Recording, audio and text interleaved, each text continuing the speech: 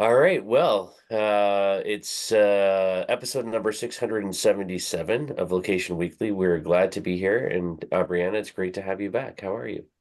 I'm good. It's so good to be back. I've missed you and um being here. So I'm doing really well. Had a couple of little trips, summer trips and feeling refreshed. So it was nice. How about you? How are you doing? Yeah, I'm good. I also had a little trip. I was in Italy last week in a bit with Karsten, and so that's why we did a couple podcasts from over there. But yeah, it was mostly relaxation. I'll say a little bit of work, but mostly relaxation. So that was good. Some good food, decent weather, and good friends. So you can't complain about those things. Amazing. Yes. Yes. Yes, and I'm wearing my Canada shirt because I was watching the game last night between Canada and Argentina, and unfortunately, you know, we did not win, but we played well, I thought. So to hang in there. Gotta represent still. Gotta represent. So anyhow, yes, so we've got four stories for you this week, a range of things actually, that we're gonna walk you through, and I'll let Aubriana start us off.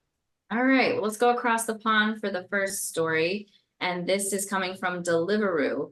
So Deliveroo has a new deal where they're going to actually turn delivery vehicles, specifically their e-scooters, into advertising inventory. So they're hoping this is going to be a new revenue stream, but they have about 200 e-scooters in central London. And they signed an agreement with a company called AdMoto, which is an ad startup, right? Ad tech startup.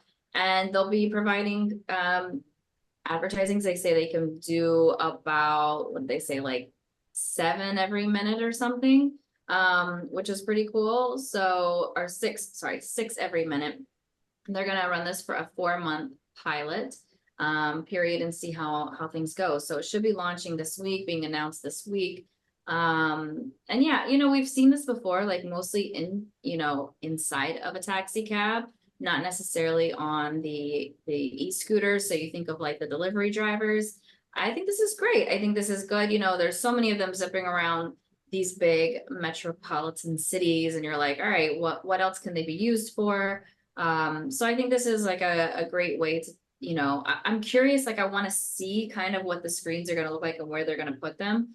But I think this is, anything that you can do out of home, moving around throughout the city. There's so many new opportunities for digital real estate, and this is yet another one of those.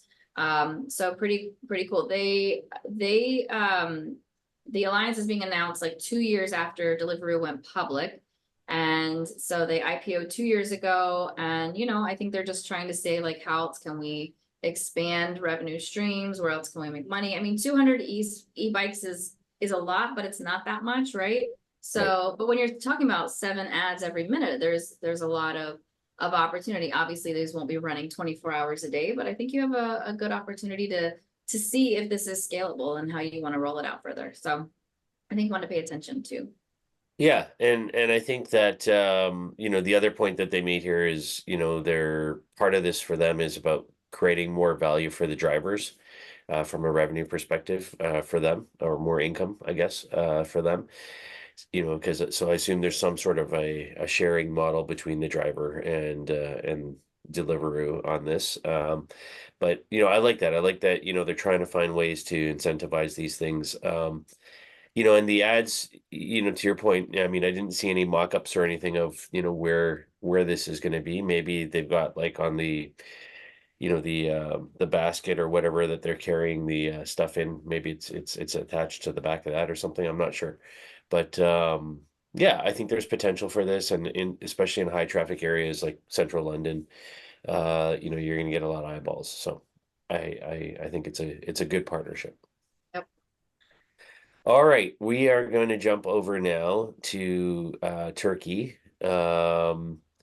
and we're talking about digital projection. And so there's a museum over there called the Ephesus Experience Museum. So this is Ephesus, as in if you're Christian and you've read the Bible or anything like that, this is the same Ephesus we're talking about here, from Ephesians. And It there's been a lot of archaeological work on this particular city. About 20% of it has been uncovered so far, and it's a UNESCO World Heritage Site. And yeah, there's this museum is kind of interesting. They've created this immersive experience using over 120 projectors, and to try to sort of give you this, kind of ability to kind of walk into this environment in this museum and see what it was like, kind of be transported back into time to see that. And I watched a video on this. It's very, very well done. And it transitions you, sort of through a time period of the founding of the city.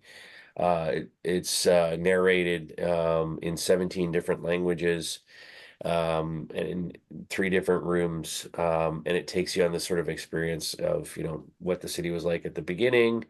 And then the thing about this city in particular is it was mostly destroyed by a major earthquake in 262. And Yeah, so so they would kind of walk you through all this kind of stuff, this multi-sensory experience, 360-degree projections, 3D soundscapes. They've got atmospheric effects like fog and scents and different things all sort of weaving together. And then the sort of the final part of the experience is they actually try to recreate the earthquake while you're there, as the city's being destroyed essentially. So I think things like this are really cool. I'm a I love ancient history. So I would love to go there and see this kind of thing and learn more about it. But I love this sort of ability to take the technology that's there today, be it projectors or sensory experiences, and kind of use them to tell a story and to sort of reveal, especially something from the past like this that has such importance to many people. So what are your thoughts?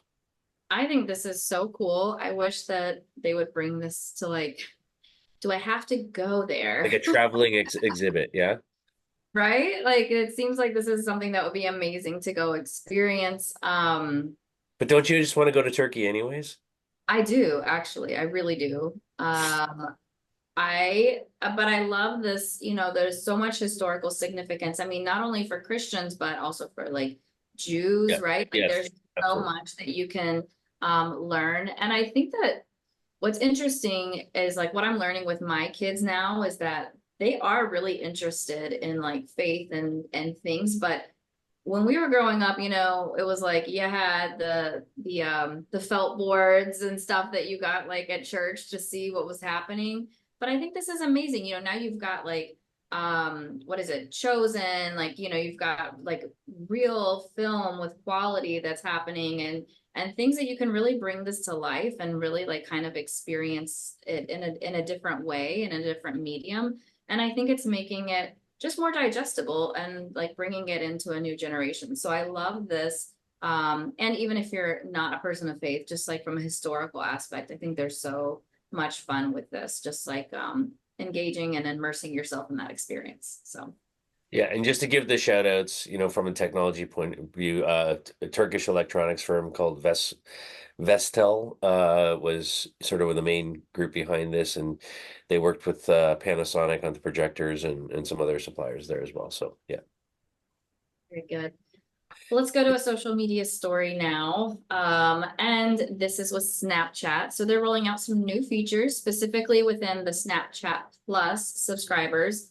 They have some fun things that are happening. So you can now design a personalized house on Snap Map, and that can be visible to your friends. So you can get creative with like what it looks like, the style, the colors. You can make it look like a castle, for example.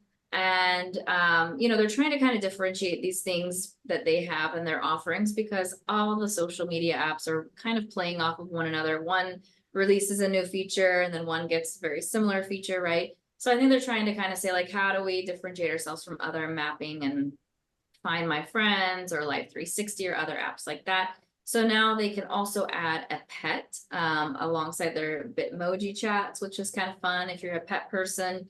And then you can also send these really quick snaps that they're calling bite-sized content. And so like really, like milliseconds that only last just a really quick couple of seconds. And finally, they're rolling out a new live mirror and a Bitmoji builder, so it makes it easier for features to look most like you, which is kind of cool. It kind of made me think of my kids sometimes play like Roblox, or there's another one that they play. I can't remember the name of it, but they get to design their own house and they love that, right? They get to design their Yeah. character, they can play with friends, and it's like really fun and engaging for them. And it's something that's not like complete trash, I guess, but I think it's fun. So I think this is fun and engaging, and I see that they're kind of reaching for probably a younger demographic and audience that might be interested in like sharing their location, but also having some of those personalized features as well. And then, I think the idea of like the AI powered lenses, like looking back like at your 5-year-old self, or the using the viewfinder with the mirror, the live mirror, those are really fun, and it just makes it easier, spending like an hour kind of like inputting everything from like your skin tone and your eye shape and all of that to create your Bitmoji can be a little intensive. So I think that that's come a long way, which is kind of cool to see as well. Yeah, I think this is interesting. I mean, there's nothing super technology innovative, here for me, but I get that, there's a lot of competitive platforms out there and they need to sort of continue to evolve and differentiate. So, and I do like that you can personalize, a house, for example, on the Snap Map and kind of make it look like what you want it to look like. So, I think that's kind of cool. You know, the look back AI stuff, for me, I guess let me just say, like, I'm not a Snap chat user, right? Like it's not my demographic. I'm on it, but only to see what my kids, post on there. I don't post anything on it. I don't use it in any way. So, I think for that younger demographic, I think this kind of stuff makes sense. And even these lightning quick snaps that they're talking about, these super short, 0.10 seconds or 0.5 seconds or whatever it is. Um, I think those things are really interesting. That just sending these quick little videos that people are doing today. So I like that. The live mirror. Again, I'm not on it, so looking back 5 years, or when I was 5, which this didn't exist. So I it's yeah, I'm not super excited about it, but mostly because I'm not a user and it sort of doesn't fit into my demographic. But the mapping part of it I think is super cool, and that you can personalize kind of what your place looks like on the map. I think that's a neat feature. So Yeah. leave it at that. All right, going over to the UK. There is a railway company called the Govia Thameslink Railway, and they've launched a pretty cool ad campaign called "Open the Door to More." And so this is all about trying to encourage people to travel more for leisure across and take their trains to get to different parts of the UK. And so they've got these, especially in the southeast of the UK. And so they've got, as part of this ad campaign, it's out of home, there's display advertising, there's social, there's radio. It's kind of like, multifaceted in terms of the media. But they've on the out of home side of things, they've got these three 15-second spots that show train doors opening. And then they reveal different scenes at various stops along the line. So depending on where you are, when the train door open, there's basically a scene that shows up in front of the door that shows sort of what it's like to go to Brighton Beach, or to go scuba diving in Worthing, or punting in Cambridge, are the examples that they give. So they're kind of trying to show, okay, well, this is what you could experience, when the door opens at these stops, kind of thing. And so I think that's really interesting. And then they've got these 6-second videos that highlight different activities based on the audience, based on their life stage, based on, their location and their interests as well. So they're doing that, on the social side. Um, and then in the sort of the subway system, the tube system there, they've got these escalator panels inside of the actual trains that show places to visit and how long the journey will be. So it'll say, okay, well, you're at London's Victoria Station, and then it'll show, the vineyards in Pulborough, which is just 8 stops away. So they're kind of, again, trying to encourage you to travel and to use the trains to get to these different places.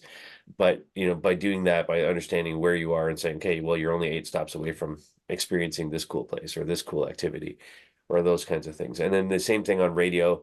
They've got, different ads being delivered to different locations, and different demographics by listeners and time of week. So, I like it. I think it's a really, sort of great campaign. I like how they sort of combine multiple different forms of media. And I like that they're really trying to drive home the value of, hey, you don't have to travel to another country. You can take the train and you can, experience something new essentially right at home, maybe as little as 8 stops away, or those kinds of things. So I think it's super cool. I love the storytelling aspect of this and how they kind of branded that every stop is a story. I think that's like really Yeah. unique. And I do love the idea of just taking something that is local and making it a new adventure, right? I think about that sometimes here, obviously, like, New York is a ginormous playground. There's so much to experience. Like you could be here for 20 years and still not see it all. But I think that even like Metro North, coming out upstate a little bit, you can see some great things. And like that's an opportunity. So I could see how other railways could kind of like copy this. And I do also agree that the many different mediums and like displays that they've put together is nice. It's not just one or the other. They kind of brought it all together. So kudos. I like it. Yeah. Good job. All right. Well, that's our show for this week. You've been listening and watching episode number 677 of Location Weekly. We thank you so much for your time. If you have story ideas, please reach out to you, or to us, I should say. If we've talked about you, please also reach out to us and tell us more about, what you're doing in these campaigns. We always like to dig a bit deeper if possible and connect with the people we talk about. And give us some likes and some love on whatever podcast platform, social media platform, you're consuming this on. So thanks everybody, and we'll see you again next week. Have a great one. Bye. Hi.